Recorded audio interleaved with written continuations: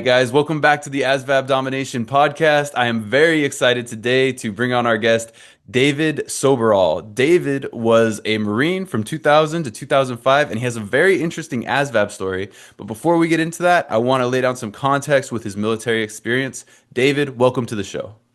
Thank you for having me, Michael. So much appreciated. Yeah, no, I'm so excited to have you here. When you reached out on LinkedIn, I thought your story was so great that it was just something that I thought more people needed to hear about. And so we will get into the ASVAB side of it. But before we go there, I think it makes a lot more sense to talk about your military experience. So can you talk to us about the branch you joined and how kind of the start of your military experience? Yes, when I was young, I always wanted to join the Marines. My uncle was in the Marines. He was actually a master sergeant in Paris Island Recruit Depot. But from high school, they wanted me to join right away, the recruiters, but I just wasn't ready. They were coming to my graduation. It's so funny because when my parents came to my graduation, in the pictures, the recruiters were in the background waving. And I just wasn't ready to go right from high school to do that. So after a few years, traveled the United States, did the little, touring here and there. Then finally I was ready to do it. Met up with the recruiter, and then I joined. Went to Paris Island for basic training. Then from there, well, before I move forward, you ever heard the slogan "Voluntold"? Voluntold. Yes. When they say, "I need a volunteer," well, you have to raise your hand. It's like one of those things. But they say, "I need a volunteer" because just for quality control purposes, in case there's media or somebody around listening, you know what I mean? So when they say, "I need a volunteer," they look at you and say, "Raise your hand," right? So it's normally if that it's probably cleaning up something or doing something that's requires work. So when I was in my my PA school, my instructor said, "I need a volunteer." So I raised my hand. "You're going to Japan." I was like, "Oh, great. Awesome." And the other Marines were like, "What about me?" And he's like, "Well," he raised his hand. I said, "I need a volunteer." So with that being said, it was something positive. You know what I mean? Yeah. That's yeah. Unbelievable. That's you're just thinking that, okay, I'm going to go push a broom for a second. And he sent you to Japan. yeah. So it works out both ways. So anyone listening to this, if you're going to join the Marines and they say, "I need a volunteer," raise your hand. Nice. I love that. Awesome. I love that. There's so much of the counter culture for that too. So many people say, don't volunteer for anything. That was what I heard first day in basic training. Never volunteer for anything. But I think, I think Marines are built a little bit different. But I also think that it's awesome, that you go full send and that you went to Japan. Yes. Awesome. But yeah, sorry, go ahead. So my first duty station was Japan. I was supposed to be there for a year, but it became a year and a half because during my tour there, 9/11 happened, which was unexpected. Normally, Japan's from the AM to the PM. It's 12-hour difference. Okay. So in the evening times, I would watch the NBC Today Show just to kind of give me memories of New York. That's where I'm from. I would watch that at nighttime, kick back, relax, have a couple of drinks with my buddy of mine who was in the Navy. So when we saw the towers just collapse, I was like, wow. It just touched me because the Twin Towers held a special place in my heart. Me being from New York, my mom worked a block from the World Trade Center.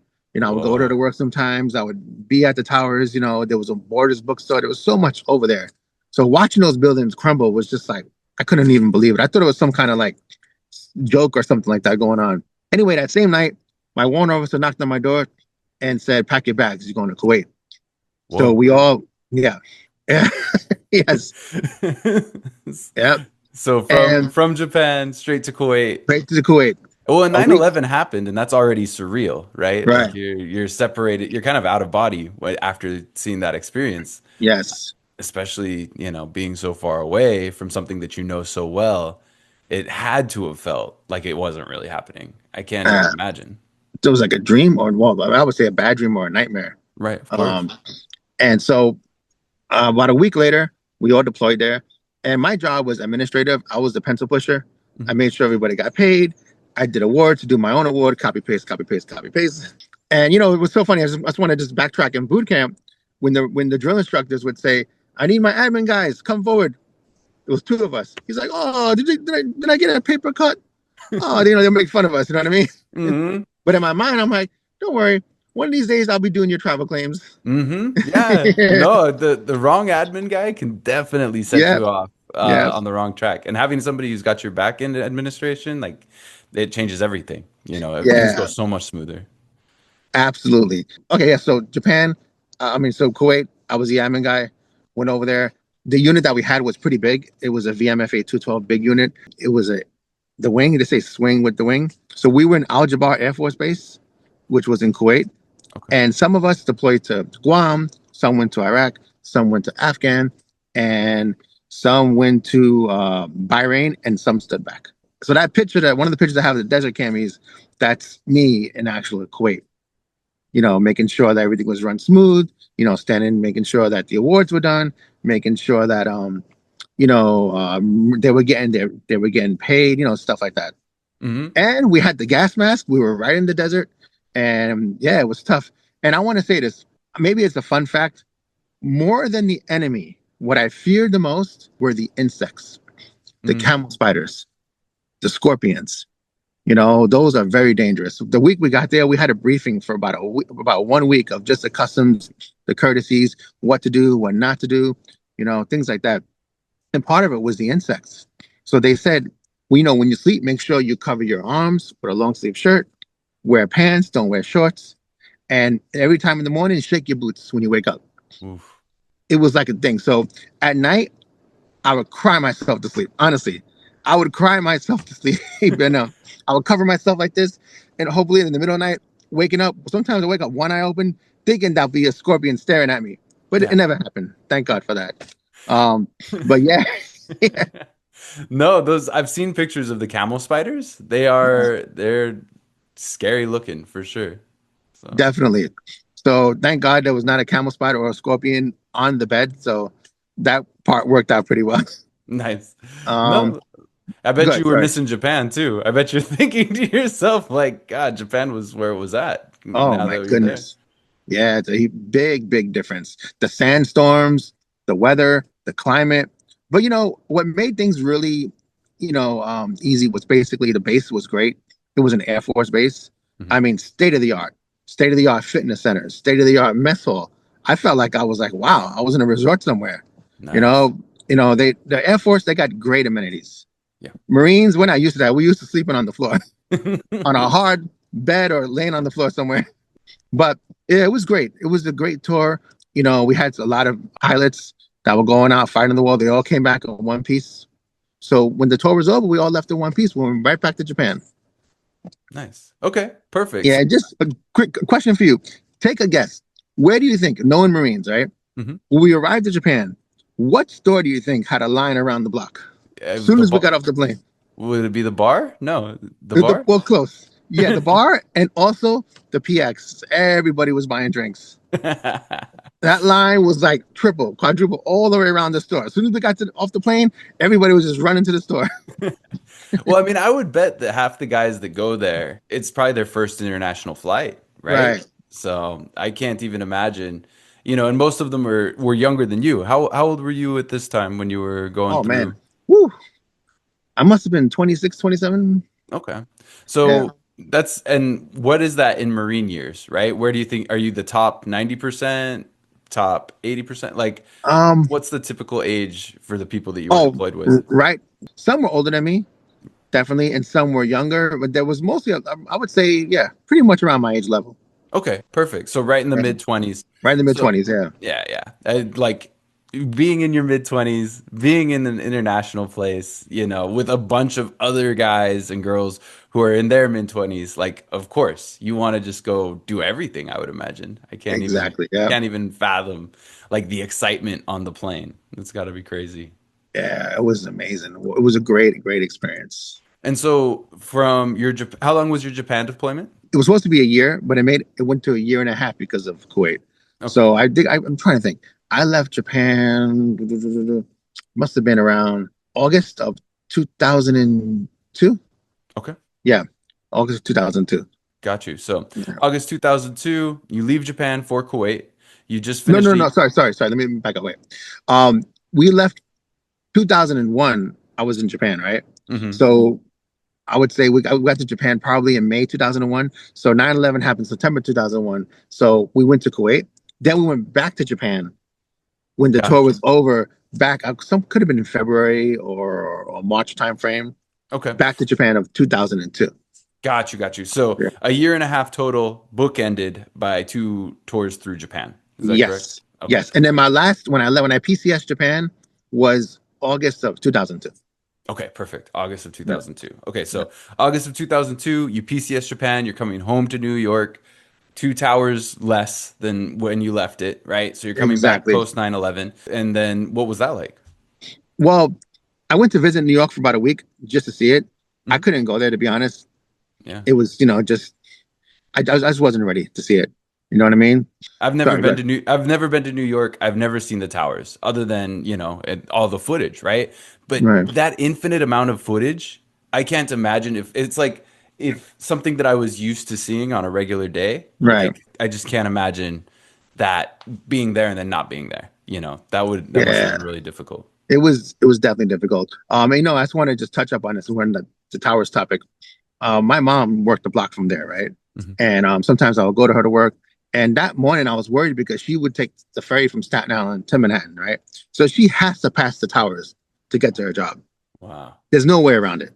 You get off the ferry, you got to walk a couple of blocks. You know what I mean? So when she was in the ferry and she saw that first plane hit the tower, when the ferry docked, stay on the ferry, went right back to Staten Island, reversed. Oof. She never got off that boat. I was thank God for that. Yeah. And that was before they collapsed. Just when you saw that plane, she stayed back and went right back to Staten Island. Good, good. No, Yeah, I mean, I can't yeah, imagine. You're in Japan and your mom works right there and yeah. It was like, everybody's oh my seeing it. goodness. Yeah. Yeah, So you didn't really visit New York too much. So where were we at now? yeah. So backtrack to Japan as a Marine and mostly any military. When you're about to PCS, you get to choose three duty stations of your choice. With the monitor, so you get three choices. You get second and third in case the first one doesn't come through. Okay. So I chose orders in the DC area because there's headquarters Marine Corps, Henderson Hall, and it was only, I would say, 4.5 hours from New York, so I can go on the weekends and visit.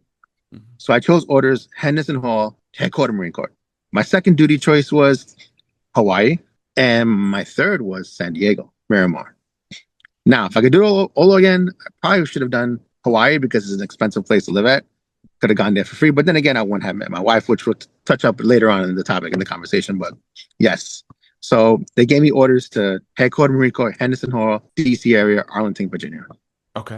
Yeah, Got you. So then that was your first choice. You were hoping to go that to was my DC. first choice. Yes, Yep. And you're probably mid to late 20s at this point. So it at that makes point, yeah, sense. Yeah. You yeah, want to be a little bit close to New York. I think this right, is just like a totally logical decision that you would make because you've been gone, right? You've been further away than you've ever been exactly, before yeah, for the longest amount of time. You want a little bit of normalcy. So I totally get it why you would select DC as your number one for sure. exactly, yeah. Okay. And then so you get approved and you go to DC, correct? I go to DC. Yes, Okay. yeah, Cool. And what's that like? great, and it's wonderful. I mean, we had a sub office in the Pentagon, and the unit I was in was Marine and Family Services. So I worked with a lot of civilians, a lot of GSs from GS 1 to GS 14. I would say our section was to make sure Marines had, when they arrived to the area, making sure getting them started with their family, if their kids need childcare. My direct supervisor was a substance abuse counseling. He made sure that if Marines had any issues or even Navy, we would help them, get them counseling. So we fell into that department, Okay. which Gotcha. was So pretty nice. human Yeah. resources in DC for Yeah. inbound from deployment. Inbound. Yeah. Gotcha. Exactly. Okay. Yeah. Perfect. And so you were enjoying your job there. Yes, I enjoyed it. That's wonderful. Awesome. Yeah. Nice. Okay. And so when does the ASVAB come into play? Is it going to be All here? right. There's the $1 million question. Right. And Yeah. I do want to preface by saying like I love this story because I think it's so important to recognize what to do when it doesn't work out. Like when the plan that you have for your life doesn't go according to plan. Because Right. now, first you went to Japan. That wasn't according to plan. You thought you were gonna, do some small minor task. You go to Mopping or Japan. sweeping. Yeah. And then find yourself in Kuwait, which Right. nobody expected, right? There were Right. probably thousands of soldiers who have been to Kuwait before and since that are direct results of what happened at 9/11. And, that's a crazy part of the story. But then now you're back on track, right? You choose to go back to DC. And so as someone who's 29, who's a little bit more worldly, who's doing deployments, who sees people coming in from their deployments, you've got it all figured out, right? Like this has Right. got to be where you feel like you're most in control of your life. And so the fact that things change here is what I think is the most interesting because I deal with a lot of people who things aren't going the way that they wanted when they're Right. studying for the ASVAB, and they feel like it's kind of the end of the world. So this is I'm so excited to get into this. Sorry, I Right. wanted Oh to yeah, me preface too. it. Me too. Okay, so go ahead. So that first 4 months when I arrived to Henderson Hall, my gunny, he was my staff NCO. He's like, hey, Corporal Soberal, I want you to take this ASVAB class.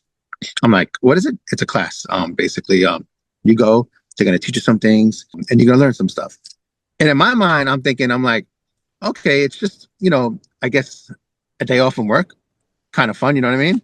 So this course was in the basement, and it was 2 days a week. And the whole day you would be there. So I was there, let's say, for example, I was there Tuesday the whole entire day. Then I'll be there Thursday the whole entire day. And it was about 5 students. We got an instructor, right? And it was a satellite. So there were other courses in different cities.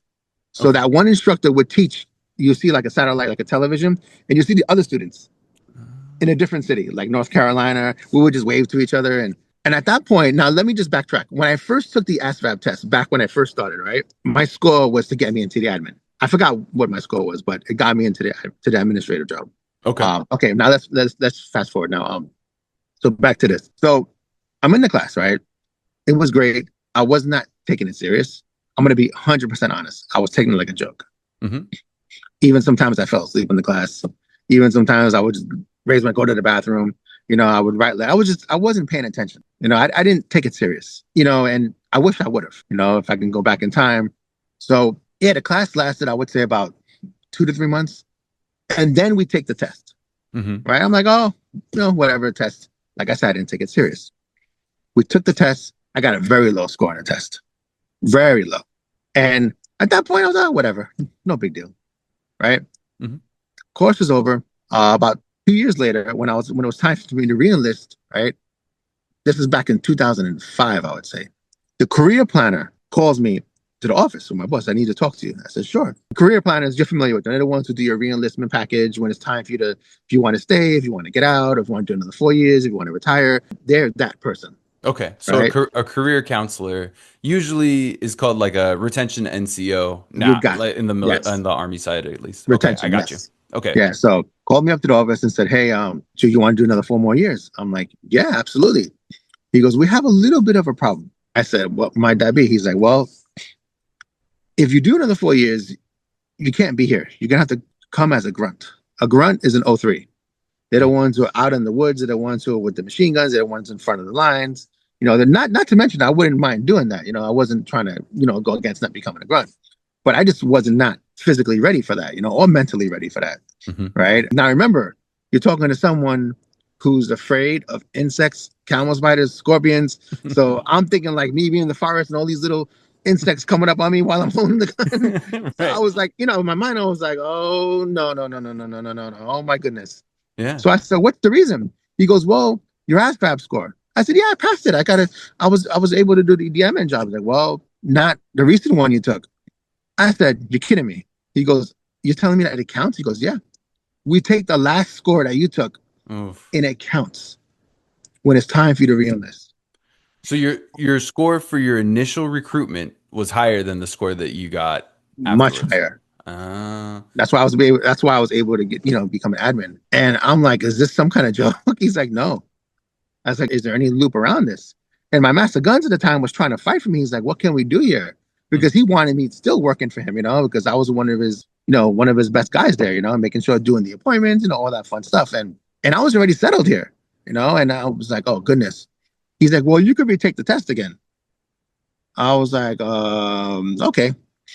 Now, I don't believe in this, but you've ever heard this, like, sometimes I don't want to say bad karma, but when something goes wrong, you try it again, it goes wrong, it goes wrong. So I mhm. took the test, my score went low. And then I took it again a month later, my score dropped more. Wow. And I'm like, what is going on?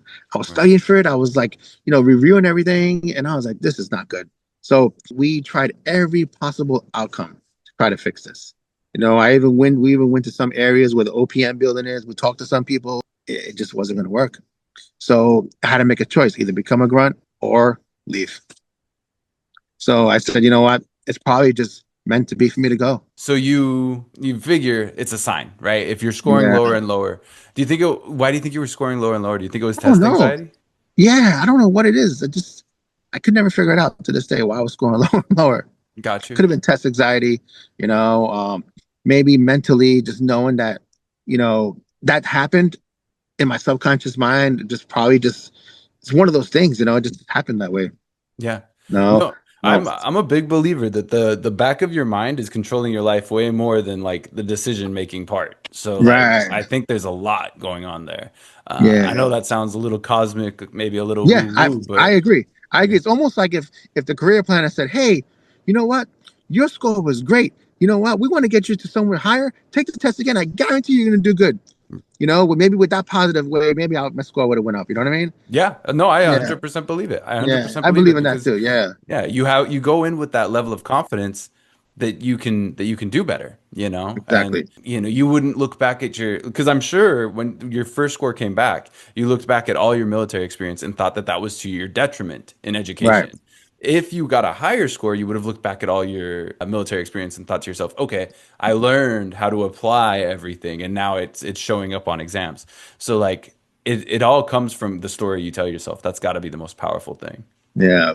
But okay, cool. So now, right, they told you you go grunt or you get out and you decide, okay, I'm done with the military, move on to other things, right? Exactly. Yeah. Gotcha. Okay. And where'd you go? What'd you end up doing? I did reserve. I was in a reserve unit. Went there one month. I'm sorry, 1 week and a month Hmm. in Anacostia, which was great. While that, I did security for a little while when I got out, and did security, mall security, building security. Then from there, went into the restaurant business. Restaurant business has always been my passion. I managed restaurants even before the military, after the military. Like hospitality is in my blood. Nice. That's what I'm very good at. You probably saw my profile and everything. That's like my number one thing. Did that, worked in many restaurants, and then from there worked at the Reagan National Airport. Did that for about 11 years as an ops manager for the ground transportation, making sure that the passengers had transportation, whether it was taxis, super shuttle, hotel shuttles, whatever they needed. I was the guy. Got you. Yeah, Okay. it was fun, challenging. Then 9/11 happened. No, sorry, I'm sorry. COVID happened Oh, within right. Yeah, yeah. 11 The yeah, next, yeah, yeah, historical thing. Yeah, for sure. yeah.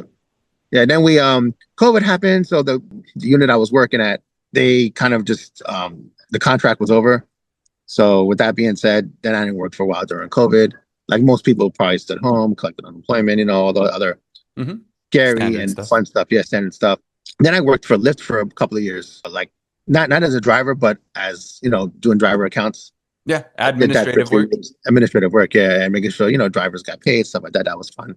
And then they've had a layoff, and then I kind of just figuring out what I'm going to do right now. Right now, I'm a gig worker. I do ride share time to time and just stay home with my wife and just trying to figure out, taking that time and just, mentally trying to figure out ourselves, what we're going to do and stuff like that. We might move. We might stay here. I'm not sure right now, but Where are you guys based out of now? I'm still in Arlington, still in Virginia. Oh, nice. Okay. Yeah. And Yeah. then I want to highlight because you mentioned that you met your wife Yes. because you Yes. decided Yes. Yes. not to pursue your military career. Or was it Exactly. is that correct? Okay, That cool. is correct. Yeah. So you I don't know. I feel like so many people when they score low on the ASVAB, they think their life is over. But Right. you're with the woman you're with and you guys are happy together, throughout all these different career paths. And that just wouldn't have been the same way had you scored. Exactly. Yep. Um, I met her in one of the restaurants I was working. I was the manager. She was the hostess. And that was, a couple of years after the military. Mhm. And we were best friends at first. And it was so funny because we were like, tell each other, like her boyfriend and my girlfriend would ask each other for advice. So we knew each other well. I Yeah, mean, it could be a good thing, but it could be a bad thing too. You know what I mean? for sure. But, yeah, yeah. So like, I'll give her the phone. She'll pretend she's me. She'll call the person. Then we had such a close bond. And before we knew, we just hooked up one day and we're like, wow, we were like best friends. And that's a great start when you're friends first like that, Mhm. then turns into a relationship because you know each other's weak points, strong points. Yeah. And we've been married for almost 15 years, 16 years going on. Awesome. And I'm glad I met her because she's a great support system for me. I wish she was in my life during the time of the military, but it is what it is. But Right. yeah, No, I mean, there's always going to be things that could have been further optimized when you look right, back. But like, it's just so cool that, you found the person that you wanted to be with and, you made the most of it throughout the rest of right, that time. So I love that. I love that story. I love that framing. I think, I've tutored people for the ASVAB who, fail again or maybe pass just barely and then decide to go truck. And they, the practice from the test, helps them feel more confident when they're taking the CDL test, and like right. there are things that contribute to your life in ways that you don't expect. So I Exactly, think it's great that, you were able to find your best friend and marry her and then create your own life together. I think that's awesome. exactly. Yeah, and going back to the ASVAB part, I wish someone like yourself was around during that time. Doing what you do. Maybe you could have helped me.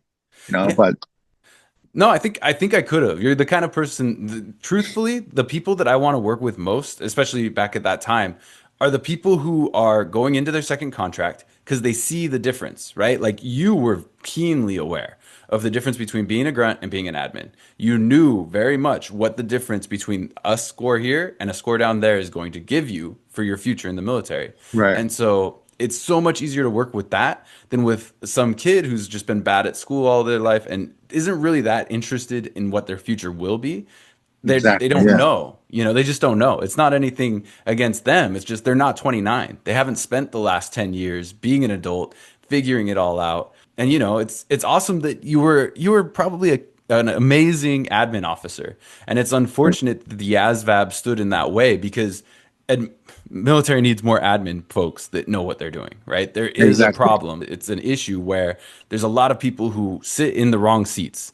And you would have been the right person for so many other people through that military career. You would have been Exactly. helping those guys readjust, come back into civilian life, or whatever you were doing, whatever the administration chose to put you in.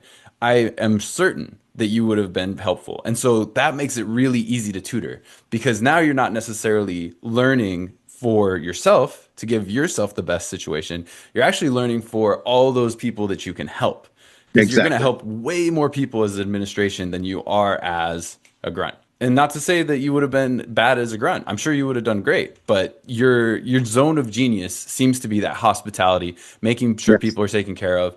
And, it's so much better when people can bulldoze through these obstacles that are thrown up in their way and get to the right spot where they can help others. So I appreciate you for your service during your time in Japan, during your time in Kuwait, because I am certain that the time that you were there, you were helping people to make the most of everything. That's huge. Exactly. Yeah. Thank you for saying that. It means well. Yeah. Yeah. No, Much of course, of appreciated. course. Yeah.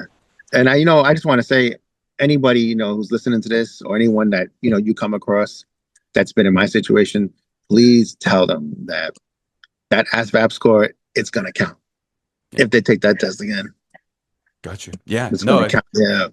take it Yeah. seriously. Take the Yeah. test seriously. I wish they would have told me that. I wish they would have told me that. But then again, I wouldn't have met my wife. So it kind of, Right. goes to that thing. Yeah. No, I love it. Yeah. And I Yeah. wish you and your wife the very best. You're super active on LinkedIn. I think it's awesome. I like your profile a lot. You got so much stuff going on. So Thank I you. think that's cool. And yeah, is there anything else that you wanted to share with anybody or any Um, other pieces of your story that we might have missed? I think we pretty much covered everything.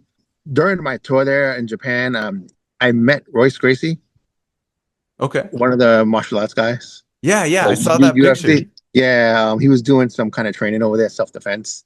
Got to meet him, got a picture of him. Actually, there's a picture of him giving me the sleeper, but I couldn't find it. I was looking through it to my in my closet today. I was like, gosh, I wanted to send it to you, but I couldn't find it. No worries, no Met worries. him, If you find it, send it my way for send it sure. your way. Also, the other gentleman, did you ever see the movie Full Metal Jacket? Yeah, of course. That's the instructor. What? That's Yeah, crazy. yeah, the one he was actually doing a book signing in Henderson Hall, and I met him, got a picture with him. Yep, he Nice. was a gunnery. So he was actually a real gunnery sergeant in the Wow. Marines. Yep, and just that movie itself, Full Metal Jacket, that first hour when they show the boot camp, that's exactly how the training is. Everything is down to the science, exactly what they do. The fighting, the obstacles, the whole nine. The Wow. only difference is there's no hidden. But the donut, while the person, even though everyone else is doing push-ups, exactly the same. Wow. That's why I love that movie. I can really relate to it. It just exactly how the Marines training is. Yeah. Yeah. There's a massive cult following for Full Metal Jacket. I think it's a great movie, but Yeah. I know for sure that Marines watch it with a whole different mentality. I mean, Oh, anybody yeah. who's been through basic, any of the branches is going to resonate a little bit, but I'm sure with Marines, it rings pretty clear. Yeah. It definitely does. No, that's Yeah. awesome. I mean, it's so cool that you had such a great military career, in those just 4 or 5 years. That's awesome. That's Yeah. great. Yeah. And right now, what I'm doing on LinkedIn, which you'll probably see, I do these LinkedIn standouts, Hmm. these monthly things. I started doing this back in last January. It was only supposed to be like a yearly thing. I said, let me just recognize, people for who've done an impact in 1 year and what I learned from. And then from there, I started moving on, started doing it monthly, little by little, and it's became great. I really like it. I'm sure I saw you engage with one of them. I think the last one I did, Hmm. and it's something different, something unique, and it gives the people that I spotlight. It's not a shout out.